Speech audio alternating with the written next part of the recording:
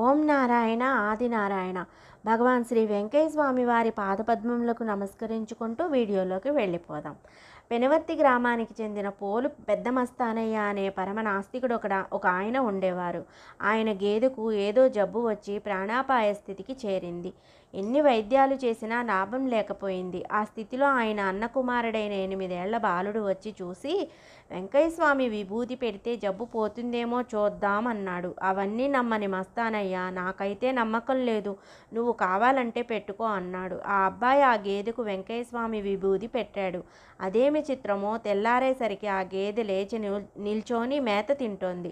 జబ్బు ఎటుపోయిందో తెలియదు. అది స్వయంగా చూసిన మస్తానయ్య తన గేదెను బతికించిన వెంకయ్యస్వామి ఎక్కడ ఉన్నాడో వెతుక్కుంటూ వెళ్ళాడు దండం పెట్టుకోవడానికి. స్వామివారి వద్దకు వెళ్ళగానే స్వామివారు మస్తానయ్య దూరంగా నిలబడి ఉండడం చూసి, అయ్యా రాయ్యా, నీ గొడ్డు బతికింది కదయ్యా అన్నారు నవ్వుతూ. దీంతో మస్తానయ్యకు స్వామివారి మహిమ తేటతెల్లమైంది.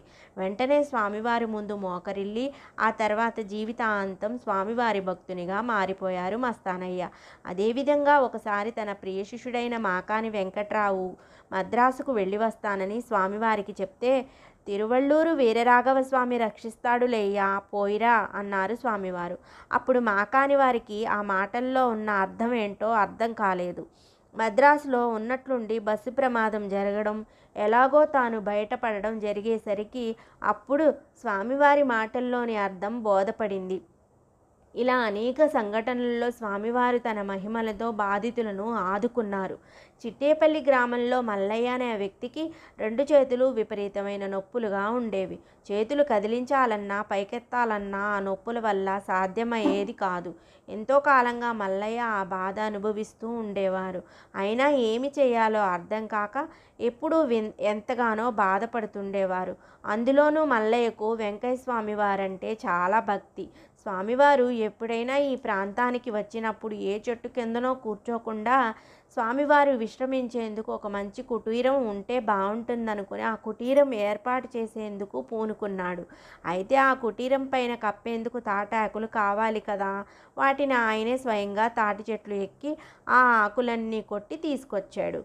అప్పుడు చేతులు ఎంతగా నొప్పులు పుడుతున్నా, తాటాకు మట్టలు కొట్టేందుకు చేతులు పూర్తిగా సహకరించకపోతున్నా స్వామివారినే ధ్యానించుకుంటూ ఆ కష్టాన్నంతా ఒగ్గబట్టి ఓర్చుకున్నాడు. చివరికి ఎలాగో తాటాకు మట్టలు తెచ్చి కుటీరం మీద కప్పి ఎంతో కష్టంతో కుటీరాన్ని నిర్మించాడు. అంతే. ఆ తర్వాత రోజు నుంచి చేతుల నొప్పులు ఎటుపోయాయో తెలియదు. ఇక మళ్ళీ చేతుల నొప్పులు పుట్టిందే లేదు. ఇక ఆ భక్తుని ఆనందం చెప్పనలవి కానిది. స్వామివారి దయతోనే తన బాధలు తొలగిపోయాయని ఎంతో సంతోషంతో పొంగిపోయాడు. అయినా చేతుల నొప్పులు తాటి చెట్లెక్కి తాటి మట్టలు కొడితే తగ్గిపోతాయా? ఆ నొప్పులు ఇంకా పెరగాలి కానీ పూర్తిగా మటిమాయం కావడం ఏమిటి?